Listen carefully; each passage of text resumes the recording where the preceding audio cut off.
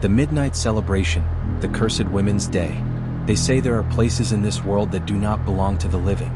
Some roads lead not to towns but to nightmares. Some celebrations are not for the living, but for the ones who were never meant to return. It happened in a village that no longer exists. A town whose name has been erased from every map, whose people vanished without a trace. But if you walk far enough into the forgotten woods, where the trees twist like broken bones and the wind carries voices that do not belong to this world, you will find it. And if you are foolish enough to be there on March 8th, Women's Day, you will hear the bells. And the celebration will begin. The invitation was a mistake. She wasn't supposed to be there. But Hannah had always been drawn to the unexplained, to the whispers of the old town that no one would speak about. She had read about it in a crumbling, dust-covered book she found in an antique store.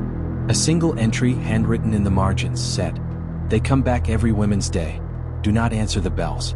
Do not watch the procession. Do not let them see you." Hannah thought it was folklore, just another ghost story. But as the clock struck midnight, she stood at the edge of those cursed woods, the abandoned village before her.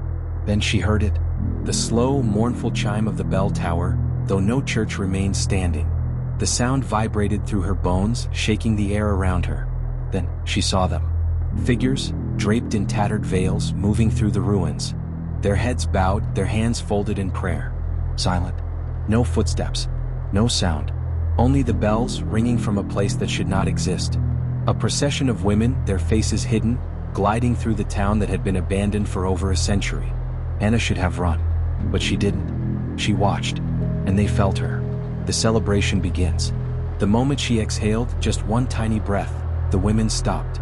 Every single one of them. They turned in unison, slowly, their veils lifting slightly in the wind. Hannah's body went cold. She couldn't move, couldn't scream. The figures had no faces, only gaping black holes where eyes should have been. Mouths stitched shut with wire. Then they breathed. The sound was everywhere, rattling in the air, in her ears, inside her skull. A hollow, raspy, deathless breath. One of them stepped forward. The others stood still, their heads slowly tilting, the wires pulling at the corners of their mouths. The first woman reached out, her fingers too long, too sharp, her skin stretched too tightly over brittle bones. A single thread dangled from her lips, twitching as if something inside was trying to speak. And then the bell stopped. Silence. Something behind Hannah whispered her name. She ran. The curse of the midnight women. Branches tore at her skin. The forest was endless, shifting, twisting, pulling her deeper. She knew she had run in a straight line, but somehow she was back in the village. The procession was waiting. The faceless women now formed a circle around her, their bodies swaying, their arms raised. Their whispers crawled into her ears, into her throat, into her lungs. "One of us, one of us, one of us." Her head pounded, her vision blurred. Her mouth wouldn't open, as if something was sewing it shut from the inside. No one ever leaves the midnight celebration.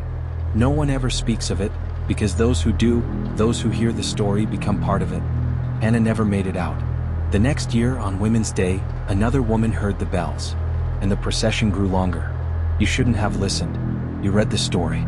Now you will hear the bells. Not tonight. Maybe not tomorrow. But one night, when the clock strikes midnight and the air is too still, they will find you. And when they do, run. But it won't matter. Because once you have heard the midnight celebration, you are already part of it.